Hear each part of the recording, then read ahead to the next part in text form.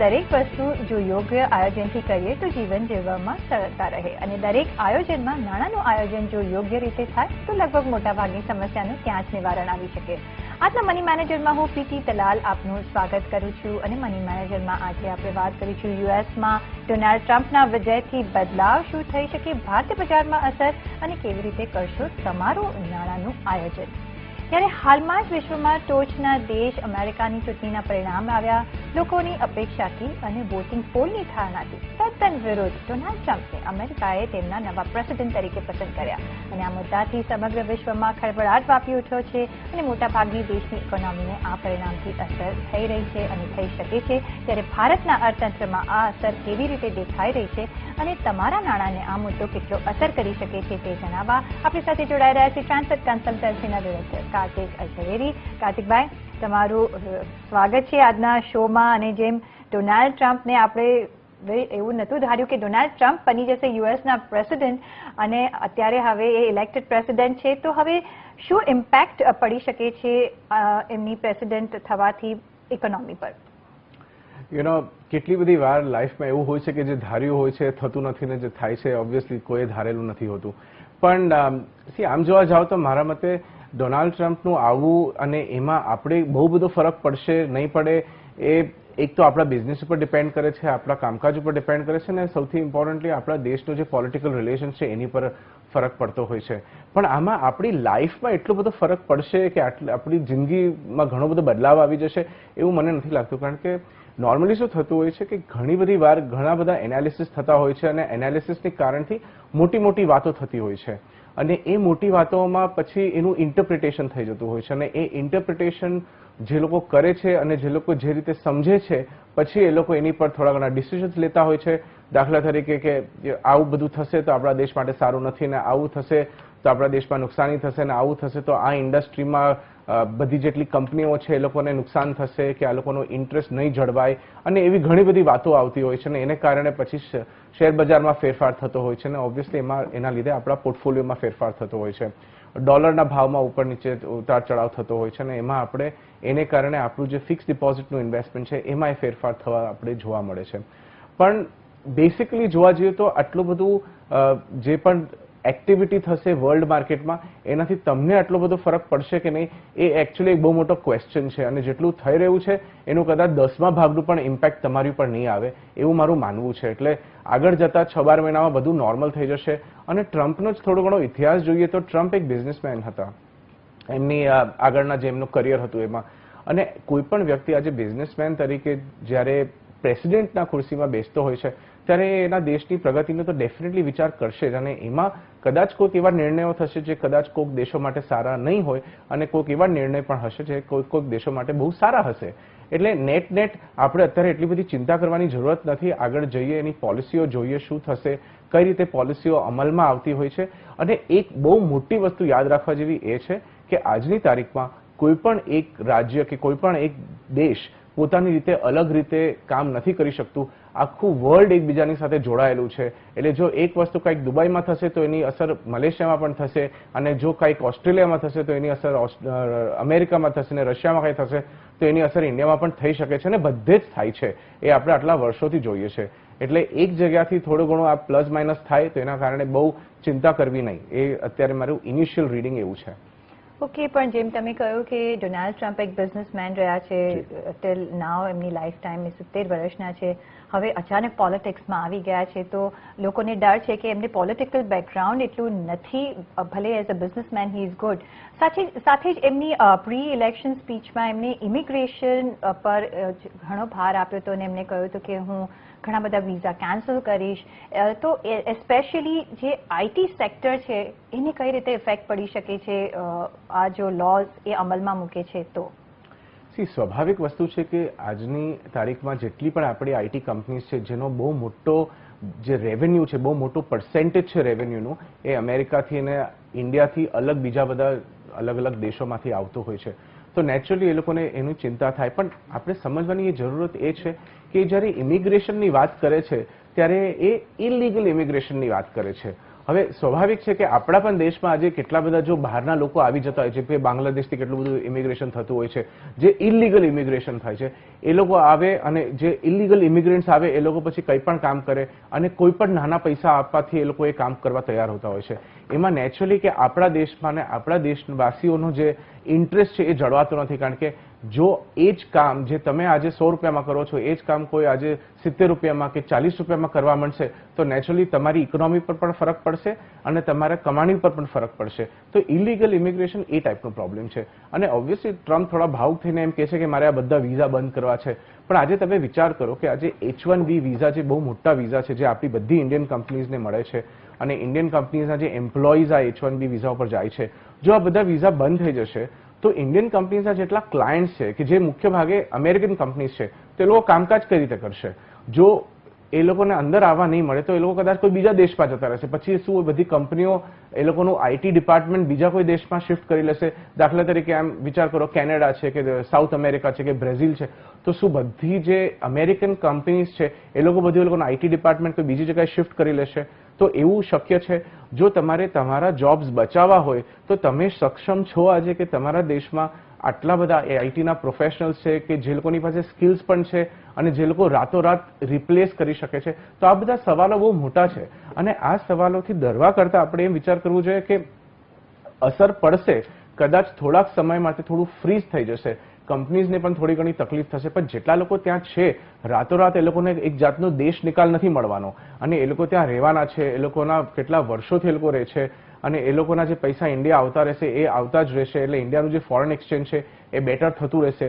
કદાચ IT સેક્ટરને short ટર્મમાં orders નહીં મળે 3 થી 6 મહિનામાં, એટલે કદાચ તમે તમારા IT પોર્ટફોલિયો જે છે એટલે દાખલા તરીકે તમારી પાસે ઇન્ફોસિસ, TCS ને એ બધી કંપનીઝ હશે તો એમાં થોડો તમને ભાવમાં ફોલ પણ જોવા મળશે. પણ આ કંપનીઝના બિઝનેસીસ બહુ સોલિડ છે અને એ લોકોનો જે એન્યુઅલ મેન્ટેનન્સ કોન્ટ્રાક્ટ છે એ જળવાયેલા રહેશે, કારણ કે એ કોન્ટ્રાક્ટનું સર્વિસિંગ ક્યાંયથી પણ થશે. અને આજે તમે એકવાર સોફ્ટવેર લો તો એનો મતલબ એમ નથી કે સડનલી તમે સોફ્ટવેર વાપરવાનું આગલા વર્ષથી બંધ કરી દેશો. બહુ મોટી મોટી કંપનીઝ આ સોફ્ટવેર ઉપર ચાલે છે, એટલે તમારે એટલું બધું અગેન ફિકર કરવા જેવું નથી. 3-6 મહિના સુધી જો સ્ટોકના ભાવ ઓછા થઈ જાય, જો IT ફંડ્સનો ભાવ NAVs ઓછી થઈ જાય તો આ એક બહુ સરસ તમને એક સુનેરો અવસર મળશે કે તમે આમાં જઈને આગળ ઇન્વેસ્ટમેન્ટ તમારું કરો અને કદાચ IT સેક્ટરમાં ઇન્વેસ્ટમેન્ટ કરો. એ જ રીતે ફાર્માસ્યુટિકલ સેક્ટર પણ ડેમેજ થવાનો શક્યતા છે, તો તમે એમાં ઇન્વેસ્ટમેન્ટ કરી શકો છો. તો તમે આ તકની એક રાઈટ સમય ગણી રહ્યા છો કે એમાં ઇન્વેસ્ટમેન્ટ વધારવું જોઈએ જો સેક્ટોરિયલ ફંડમાં આપણે ઇન્વેસ્ટમેન્ટ કરવું હોય તો? એબ્સોલ્યુટલી 110%. કારણ કે જે રીતે ITનો જે સિચ્યુએશન છે એ જ રીતે ફાર્માસ્યુટિકલ સેક્ટર્સમાં પણ આવે છે કે એ લોકો એમ કહેવા માંગે છે કે ફાર્માસ્યુટિકલ સેક્ટર્સ અમારે પ્રોડક્શન અમારા દેશમાં કરવું છે. યુ સી, ઇલેક્શનમાં કહેલી કેટલી બધી વાતો ઘણી સાચી હોય છે પણ પ્રેક્ટિકલી એને અમલ કરવા માટે બહુ બધા વર્ષો નીકળી જતા હોય છે, એટલે એટલું ઇઝી નથી હોતું. આજે તમે ડિસાઇડ કરો કે બધું ફાર્માસ્યુટિકલ કે જે IT છે કે મેન્યુફેક્ચરિંગ છે બધું આપણા દેશમાં સડનલી કરવા માંડીએ તો એટલું બધું સહેલું નથી જેટલું વિચાર કરાય છે.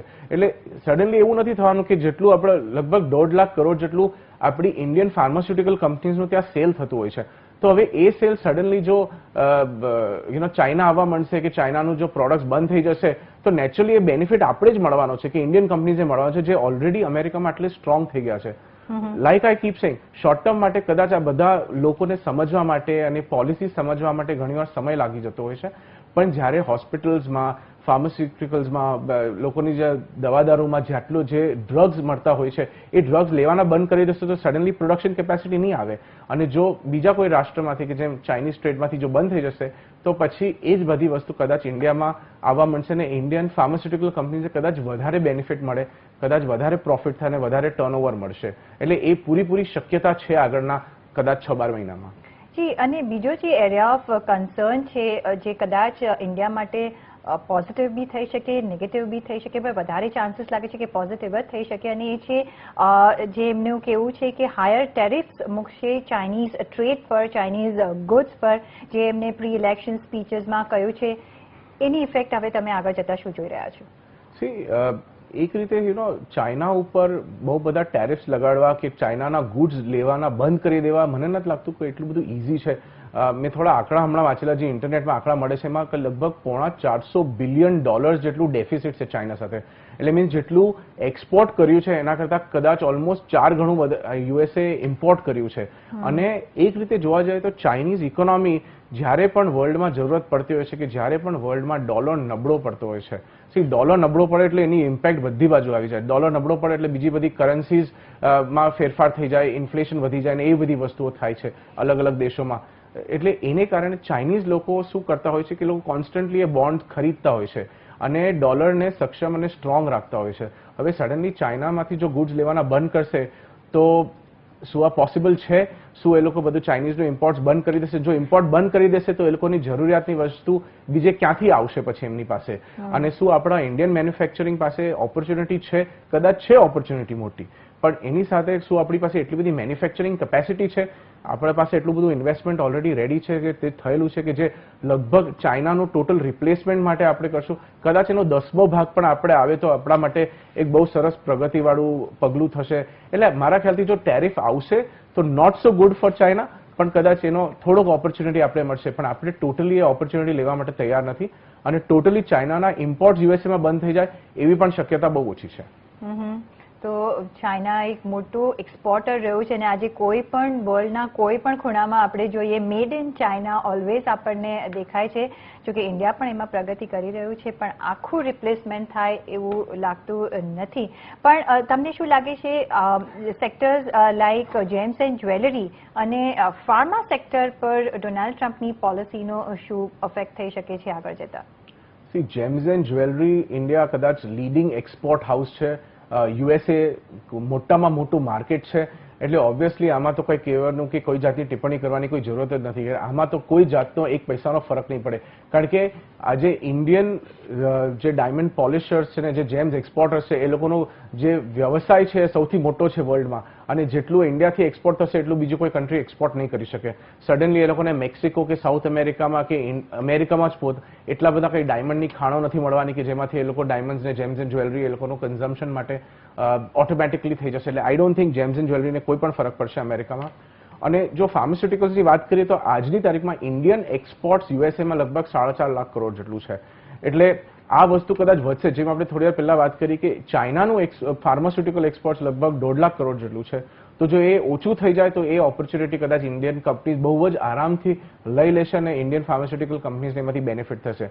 સડનલી લાઇસન્સીસ અને એમ્બાર્ગો અને જો ડ્યુટીઝ ને ટેક્સેશન આ બધું જો વધારી દેશે આ કંપનીઝ ઉપર, તો મધ્યમ સમય માટે શું થશે કે આ કંપનીઝના ભાવ સોફ્ટ થઈ જશે, જે ઓલરેડી માર્કેટમાં દેખાઈ રહ્યું છે. કેટલા વખતથી ફાર્માસ્યુટિકલ જે શેર છે આખો ક્ષેત્ર જ ડાઉન છે અને બધા શેર્સ ફાર્માસ્યુટિકલ્સના એ લોકોના 52 વીક હાઈથી ઘણા નીચે છે, કદાચ 20% 25% નીચે છે.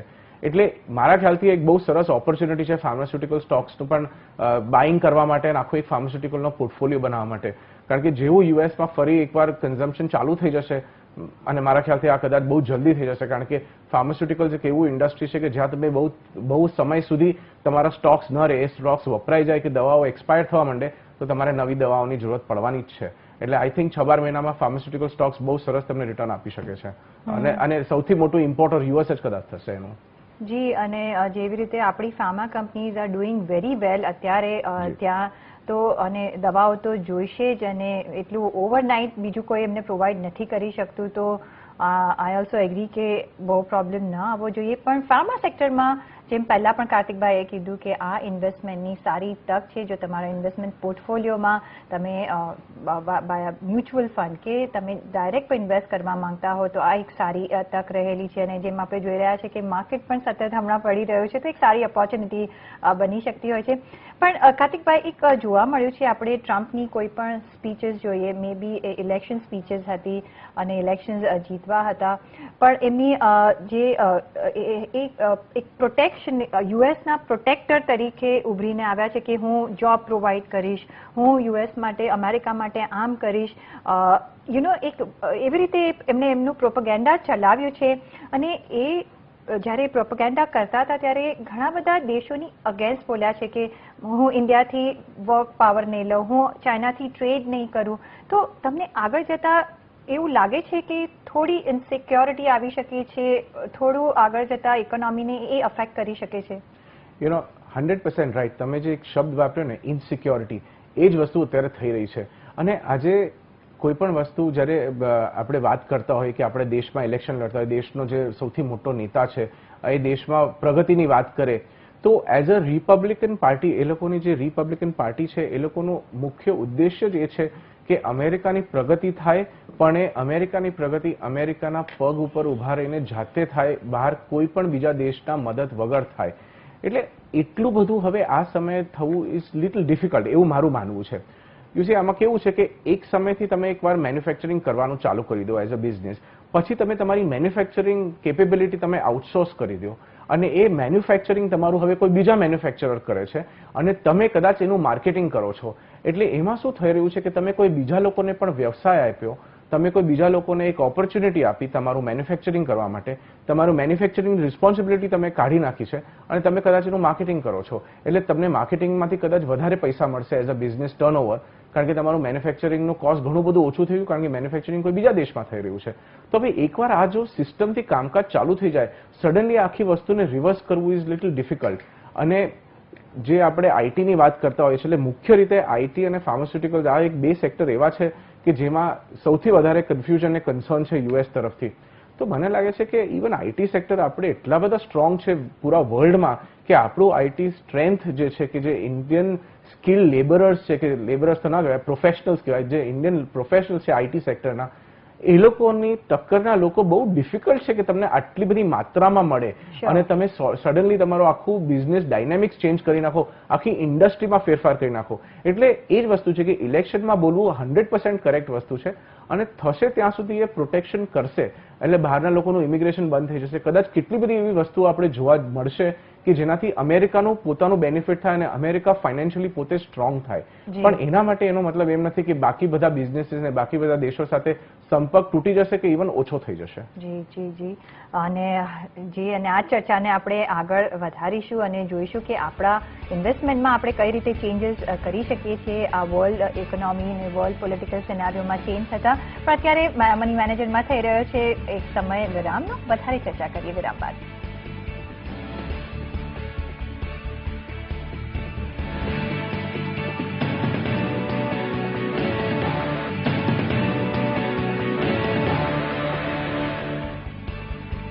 બાદ આપનું સ્વાગત છે અને આપણી સાથે જોડાયા છે ટ્રાન્સેટ કન્સલ્ટન્સીના ડિરેક્ટર કાર્તિક ઝવેરીને. આજે આપણે વાત કરી રહ્યા છીએ કે ડોનાલ્ડ ટ્રમ્પ અમેરિકાના હવે રાષ્ટ્રપતિ બની ગયા છે, તો આપણને ઇન્ડિયન ઇકોનોમીને કઈ રીતે ફરક પડી શકે છે.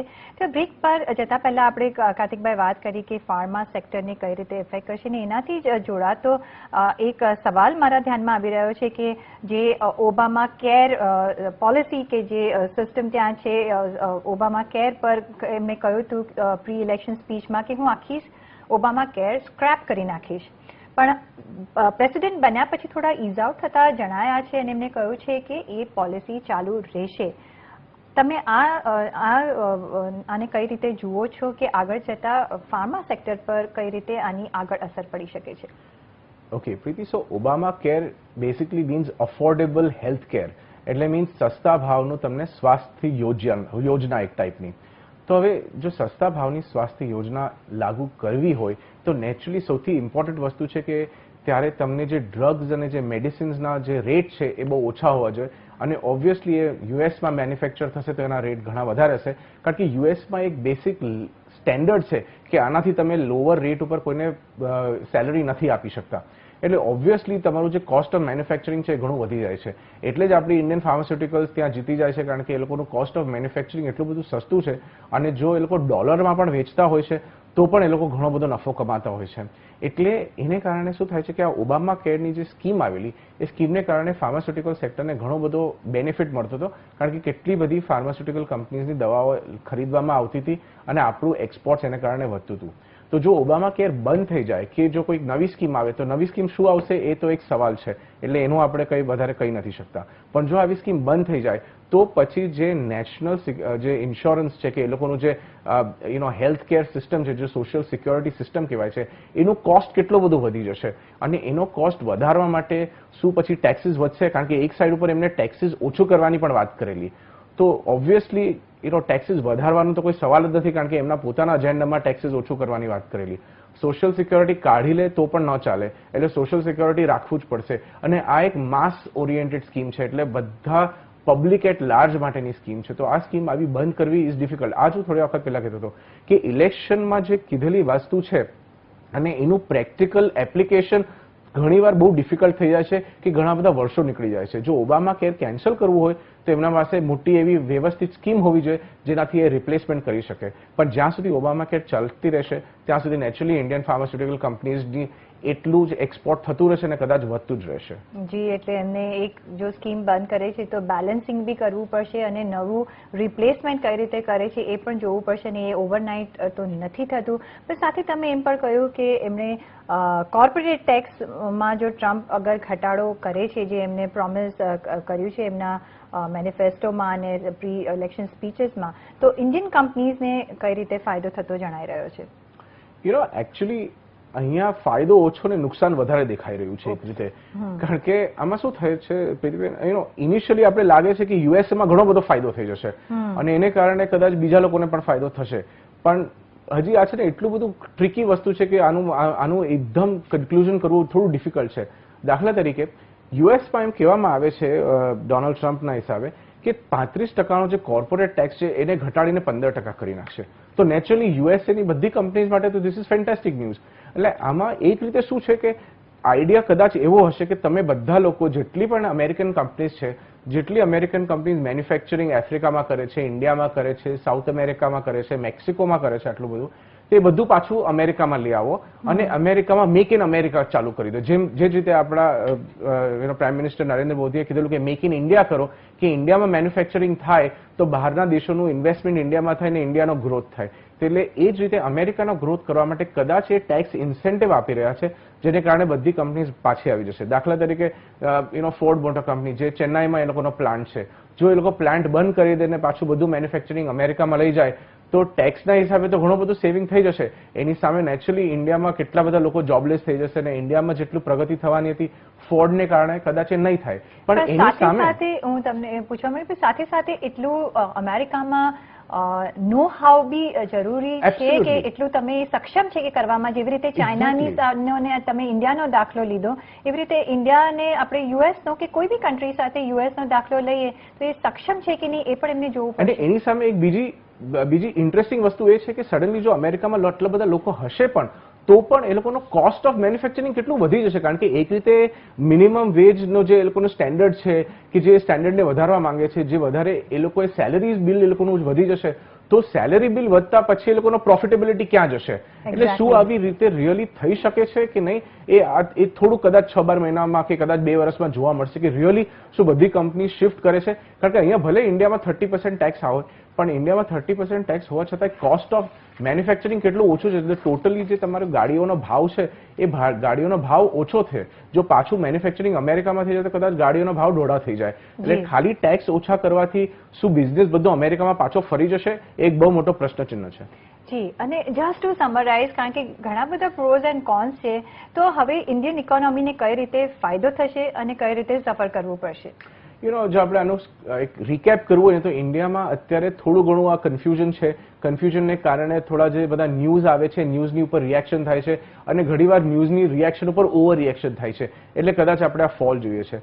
પણ આ ફોલ ગમે તે વસ્તુ, ગમે તે પરિસ્થિતિ હોય, ગમે ત્યારે જ્યારે સ્ટોક માર્કેટમાં એક ફોલ આવે તો એને આપણે એક સેલની તરીકે જોવું જોઈએ અને એને કારણે આપણે આપણું ઇન્વેસ્ટમેન્ટ વધારવું જોઈએ. જો આપણે અત્યાર સુધી બોન્ડ્સમાં હોય તો પછી ઇક્વિટી ફંડ્સમાં ટ્રાન્સફર કરીએ. જો આપણે શેર્સ લેવા હોય તો ડાયરેક્ટલી શેર્સ લેવાનું શરૂઆત કરી દઈએ. હિસ્ટોરિકલ પીસ ઘણા નીચે આવી ગયા છે એના પીક લેવલથી. એટલે ધીરે ધીરે આ એક બહુ સરસ ઇન્વેસ્ટમેન્ટનો એક સમય બની જશે. સાથે જ કેટલા બિઝનેસ એન્ટરપ્રેન્યોર્સ માટે નવી ઓપોર્ચ્યુનિટીઓ પણ ખુલે છે અમેરિકામાં. જો તમારે અમેરિકામાં $1 મિલિયન ઇન્વેસ્ટમેન્ટ કરો, લગભગ 7 કરોડ રૂપિયાનું, તો તમને કદાચ ગ્રીન કાર્ડ મળી જશે જો તમે 10 અમેરિકન લોકોને જોબ આપી દેશો. તો એટલે તમારે જો બિઝનેસ વધારવું હોય તો એ પણ એક નવી ઓપોર્ચ્યુનિટી છે. એટલે એક્સપેન્શન માટે પણ ઓપોર્ચ્યુનિટી છે. નાની કંપનીઝને લિસ્ટિંગ માટે વધારે ઓપોર્ચ્યુનિટી મળશે. એટલે મારા ખ્યાલથી આ થોડું કન્ફ્યુઝનનો સમય નીકળી જશે. કન્ફ્યુઝનમાં આપણું જે ડિમોનેટાઇઝેશન થઈ ગયું છે એને થોડું વધારે કન્ફ્યુઝન થઈ ગયું છે. પણ આ બધું જ્યારે સોર્ટ આઉટ થશે એકાદ વર્ષમાં તો તમે જોશો કે ઇન્ડિયન માર્કેટમાં એક બહુ સરસ તેજીનો માહોલ થઈ જશે. જી બરાબર છે. તો આપણા દર્શકોએ ચિંતા કરવાની જરૂર નથી. આ બધા લોંગ ટર્મ પ્લાન છે. કોઈ ઓવરનાઇટ કશું થવાનું નથી. પણ ઘટતા માર્કેટમાં તમારે જેમ ફાર્મામાં તમારે ઇન્વેસ્ટમેન્ટ કરવું જોઈએ, કારણ કે એક તક છે. આઈટી સેક્ટરમાં પણ એક ઇન્વેસ્ટમેન્ટ કરવાની તક છે. તો આવી તક જોતા રહેવું અને તમારો ઇન્વેસ્ટમેન્ટ પોર્ટફોલિયો એવી રીતે ચેન્જ કરતા રહેવું. કાર્તિકભાઈ, તમારો ખૂબ આભાર અમારી સાથે જોડાવા બદલ અને આ માહિતી આપવા બદલ. અને CNBC બજારના તમામ શો તમે જોઈ શકો છો gujarati.moneycontrol.com પર. અને પર્સનલ ફાઇનાન્સના તમારા સવાલ અમને મોકલો તમારું નામ, શહેર, ઉંમર સાથે. ઈમેલ કરો અમને moneyatnetwork18online.com પર. ફેસબુક પર લખી શકો છો અમને facebook.com/CNBC બજાર પર. અને ટ્વીટ પણ કરી શકો છો twitter.com/CNBC બજાર પર. સાથે જ મની મેનેજરના આ એપિસોડમાં બસ આટલું જ. પાછા મળીશું નેક્સ્ટ એપિસોડમાં. ત્યાં સુધી આપશો રજા. નમસ્કાર.